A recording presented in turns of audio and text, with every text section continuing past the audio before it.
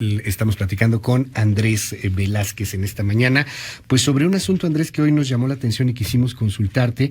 Hay ahí un proyecto para pues adquirir de alguna manera las bases de datos del INE en materia biométrica para la Secretaría de Gobernación. Ahí se están peleando, el INE está diciendo que va a defender estos datos. Y de entrada, ¿qué es esto? Cuando se habla de datos biométricos, para muchos suena que van a sacar la sangre o de qué se trata. Yo creo que ese es el primer punto que siempre hay que explicar cuando hablamos de temas tecnológicos con biometría. Yo creo que muchos de los que nos están escuchando han proporcionado sus datos biométricos, es decir, una huella digital, ciertos patrones del iris, puede ser inclusive patrones de la cara o inclusive algunos bancos, la voz. Se generan ciertos patrones, los cuales son hasta cierto punto únicos entre las personas y nos permite llegar a identificarnos y autenticarnos ante un sistema para poder llegar a confirmar que efectivamente somos nosotros. Pero a diferencia de una contraseña cuando accedemos a un portal, pues nosotros no podemos cambiar nuestros biométricos. O sea, los utilizamos y si se ven vulnerados, pues podría llegar a haber un gran problema.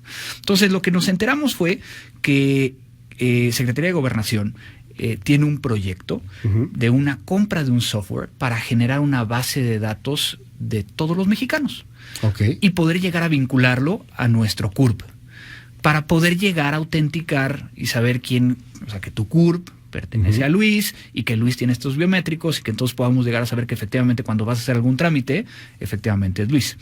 El problema viene de varias aristas, ¿no? El primero, bueno, ¿cómo vas a capturar esos datos? ¿No? Para validar que efectivamente eres tú. Y entonces ahí sale el tema de, pues vamos con el INE, le quitamos la base de datos y entonces ya adelantamos. Y el mismo INE dice, yo no te lo voy a dar. La base de datos que yo tengo es de 90 millones de mexicanos y la razón por la cual yo los tengo es para poder llegar a validar durante un proceso de votación y tener los datos de los votantes. Y la ley establece que nada más lo puedo utilizar para eso. Por lo tanto, no te lo puedo llegar a dar. Entonces, ahí ya empezó como un pleito entre una perspectiva un poquito más política que otro, ¿no? Pero también hay otras bases de datos. La Secretaría de Relaciones Exteriores tiene base de datos. Del pasaporte. Correcto. Pones tus huellas, te toman una fotografía. El IMSS, para ciertos programas, también tiene. El SAT con la firma electrónica. Claro, y el SAT creo que más porque es esta retina, ¿no? Exactamente. E inclusive las AFORES y los bancos están empezando a generar sus propias bases de datos, que en algunos de los casos estos bancos tienen que validar esa información contra la información del INE. Entonces, a mí lo que me preocupa es, pues sí, hay este proyecto, pero ¿para qué lo van a usar? ¿Cómo van a obtener nuestros datos? Y lo más importante, ¿cómo lo van a proteger? Hubo una pelea hace tiempo también entre el INE y el gobierno federal. Pongo el término pelea porque, bueno, fueron ahí realmente muchas diferencias, ¿no? Pero hablaban de la creación de la cédula de identidad. Correcto. Y el INE defendía, pues, la credencial de elector como una de las mejores maneras para identificarse, que hoy día es la identificación por sí misma mejor en nuestro país. El asunto es que de pronto uno piensa, ¿no tendría que unificarse todo este asunto, que solamente una dependencia tuviera todas estas bases de datos? Porque al final también se están generando bases biométricas privadas, Andrés. Claro, claro. Y al final de cuentas hay que entender primero que estas huellas digitales, y quiero nada más dejar muy claro, no es de que tengan tu huella digital. Tienen ciertos patrones de tu huella digital para poder llegar a compararlo. Entonces, técnicamente, si alguien accediera a la base de datos, si es un sistema que está bien orientado hacia la seguridad, nadie, o sea, no van a tener una copia, ¿no? de tu huella digital, ¿no?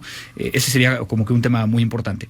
Pero a ver, te detengo aquí por un momento. O sea, es muy interesante porque dices, se están previniendo de que haya un hacking, de que alguien llegue y se robe la identidad o se robe los datos. Entonces me dices, el sistema no te toma tu huella digital como tal, no es una fotografía, sino patrones que permiten identificarla. Siempre ¿Sabemos si es el así? Sistema así lo haga. O sea, en una de esas sí te toman la foto de la huella digital, bueno, por decirlo de alguna manera. No sabemos si eso es lo que haga el sistema. Entonces ahí es donde tenemos el problema de decir, oye, ¿cómo almacenas los datos? Ya. Inicialmente, este proyecto establece que quieren crear esta base de datos para poder llegar a evitar el robo de identidad. No para la cédula, no para generar una única, para robo de identidad. ¿Por qué? ¿O no? Y además, ¿bajo qué contexto, no? Y aquí es donde viene la parte de, bueno, nos da miedo dar nuestras huellas digitales, nos da miedo dar nuestros biométricos, porque es normal, ¿no? Es parte de la naturaleza humana, ¿no? De entrada, quien hemos tenido esta cosa de que te toman la retina, perdón, yo siento así como que a lo mejor me voy a escuchar muy de rebozo y así, muy apenado y chiveado. Yo siento que esa cosa te va a dañar los ojos, ¿eh? Ya desde la cámara que te toma el iris te da un poco de cosita. Pero no es así. Yo sé que no. Pero sí da cosa. Sí, ¿no? Yo creo que es el punto principal. Ahora, los biométricos son considerados dentro de la Ley Federal de Protección de Datos para Sujetos Obligados como un dato personal. Sí. Es decir, que si se lo estás dando al gobierno, el gobierno debería de tener los controles necesarios y la preocupación por guardar de una forma correcta la información. Pero tenemos por el otro lado que en el año 2003, ¿te acuerdas cuando vendieron la base de datos del INE a ChoicePoint en Estados Unidos? ¿Y para qué la querían? Para poder llegar a validar los mexicanos que iban a pedir una visa que efectivamente tuvieran y dieran la información correcta que estaba dentro del INE. También lo volvemos a ver en el 2015, el filtrado de la base de datos por parte de un partido político estaba en internet sin contraseña. Entonces, creo que es muy buen momento. Y la vendía además en Mercado Libre, sin bronca, podías comprar ahí la base de datos, si no era cara además.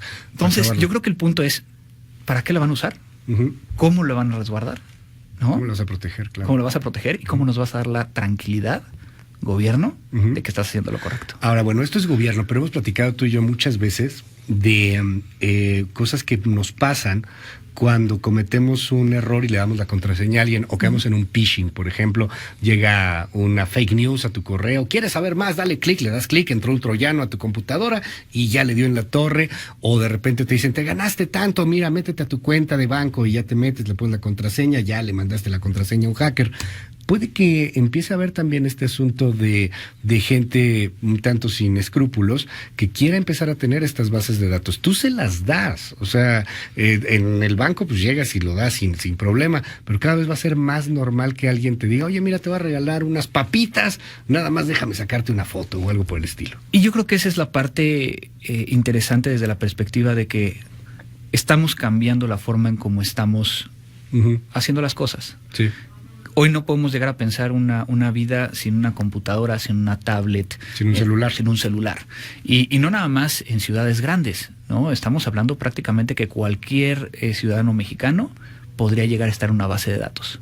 Y si es así, necesitamos el poder llegar a considerar una estrategia nacional de ciberseguridad que hoy en día no tenemos.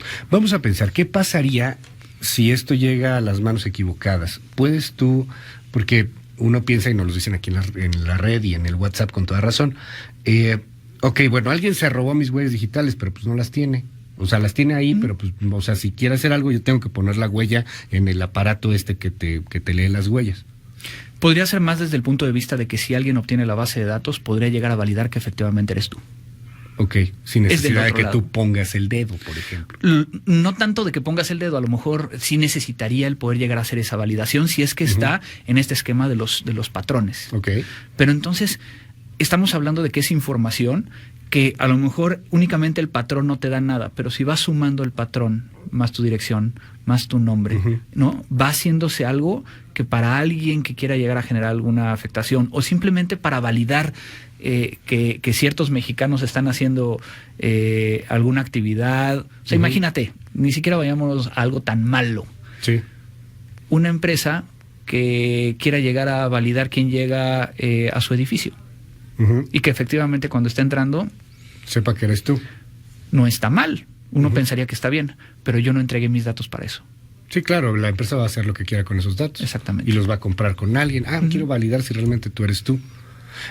Puedes llegar a tener una base de datos de todo el país, o en una de esas, pues el país se la puede entregar a los norteamericanos por pensar en uno.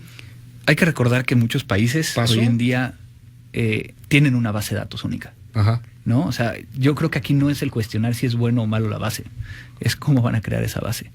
Inclusive hay muchos países que su identificación única es lo que los rige. Okay. Y que sus credenciales para votar está descentralizado, es otra... ¿Y se meten con los bancos, por ejemplo? O sea, ahí los bancos no se... Los bancos lo que hacen es de que validan con esa base de datos. Ok, pero solo validan. Solo validan. Y solo tienes una base única. Exactamente. Ahí tú no lo obtienes, porque hoy los bancos en México, no sé, pero creo que están obteniendo para ellos mismos su base. En algunos de ellos sí. Y cualquier otro. O sea, muchas empresas están teniendo sus propias bases de datos. ¿Algún ejemplo de estos países? Por ejemplo, el caso de Colombia, ¿no? Que es un caso que yo tengo muy cercano. A final de cuentas, hay una entidad que es la registraduría, que es quien tiene las bases, la información única, y genera la cédula. Okay. Y esa cédula, pues obviamente es la que tiene dichos datos biométricos. Tú vas al banco, das tu número de cédula y valida entonces la información con la registraduría, pero no almacena.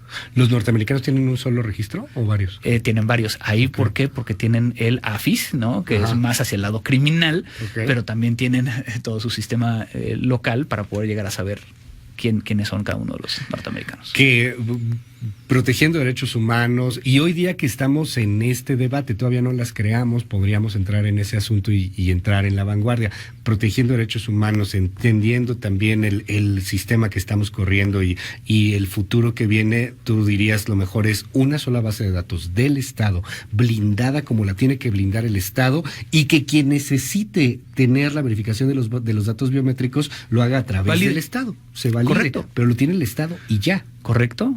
Mira. Pero el Estado tiene que cumplir con los niveles de seguridad y darnos la confianza de que lo está cuidando. Ahí es donde está el tema. Pues vamos a ver hasta dónde llega este asunto. Andrés Velázquez, muchísimas gracias por estar con nosotros hoy. No, al contrario. Qué gusto verte. Igualmente. Y igualmente. Pues felicidades. Mucho éxito para Mática. Muchas gracias. Y hay muchas cosas que podemos llegar a estar hablando en estos días. Sí, claro. Y yo creo que dejarte nada más ahí una reflexión con todo el ataque de Irán y Estados Unidos, si realmente Irán va a tener la capacidad no bélica, sino de ciberataques que pudiera llegar a afectarlo. Vamos a ir nada más a ir un comentario muy interesante lo que sucedió en tecnología con este avión que termina por ser derribado por los iraníes. Hoy hay un debate entre si fue una especie de antimisil o de las bases ahí antimisiles, o los misiles mismos que estaban atacando a las bases norteamericanas le pegaron. Pero pues todo esto es un error no de la tecnología no comete errores, quien comete errores son los humanos que programan esa tecnología. Algo tan sencillo como decir, como que Irán hubiera hecho eso, es que nadie salga en el aeropuerto mientras estamos atacando las bases, hubiera sido como que de primaria, ¿no? Pero se ha hablado mucho de un posible ataque. ¿A qué se puede, Andrés? Centrales eléctricas, centrales informáticas, ¿a qué? Prácticamente cualquier cosa que pueda llegar a generar una disrupción en el gobierno norteamericano. Ajá. Y más que nada, piénsalo desde el punto de vista de que si ahorita algo llega a pasar en Estados Unidos, le van a echar la culpa a Trump justo antes de las elecciones. Pues va a estar interesante ahí el tema y la capacidad que se tiene. ¿Es Irán una potencia de hackers? No sé si está bien dicho el término, pero...